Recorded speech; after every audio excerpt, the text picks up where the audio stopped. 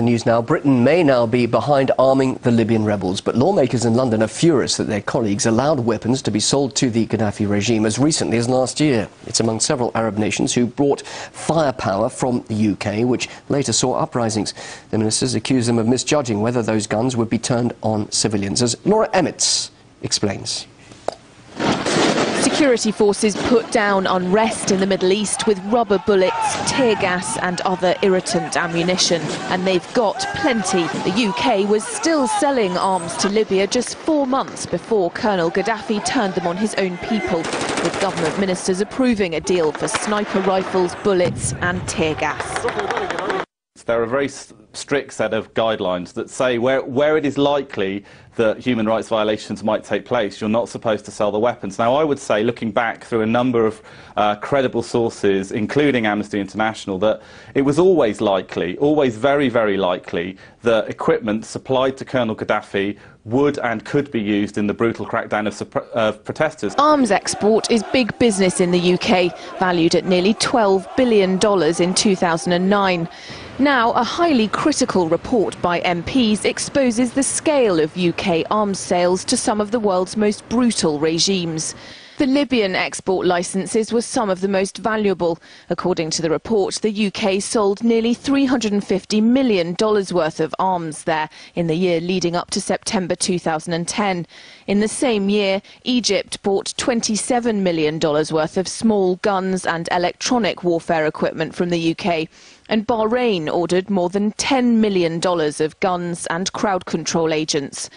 Dozens of arms export licences to the region have now been hastily revoked. But still, days into unrest in Cairo, UK Prime Minister David Cameron led a junket to the Middle East to flaunt the wares of British arms dealers. I can't imagine who it was in the Prime Minister's office who said to him, look, you've been arming these dictators to the teeth for decades. They've spent a certain amount of the weaponry that you gave them shooting at their own population. Now's a really good time to go and try and sell them some more. And I can't imagine what damage it's done when people see, British-made weaponry in the hands of the people who are invading Bahrain and putting down its protesters at the moment.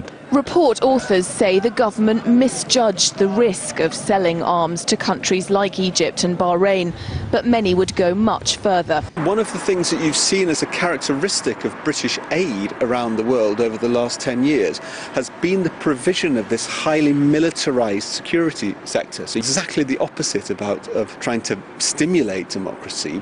We are providing the means by which those countries' regimes can clamp down on democracy.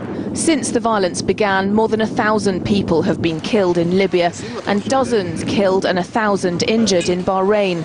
Circumstantial evidence gathered by report authors suggests much of that damage was done with British weapons. When the unrest started in the Middle East, the government scrambled to suspend arms export licences. But this report is evidence that it closed the stable door long after the horse had bolted, when British weapons were probably already being used against civilians in Bahrain and Libya. The government still hasn't ruled out arming the rebels in Libya. It remains to be seen whether these damning revelations will make them think twice. The British Foreign Secretary has said that the UN resolution on Libya made it legal to give people aid in order to defend themselves.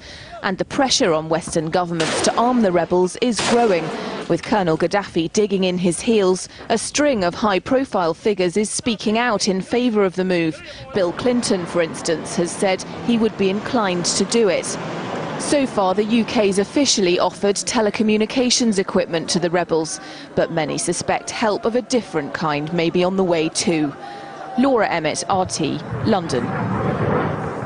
By the way, we have more insight for you from anti-war activist John Rees, who you saw in Laura Emmett's report. That'll be later this hour here on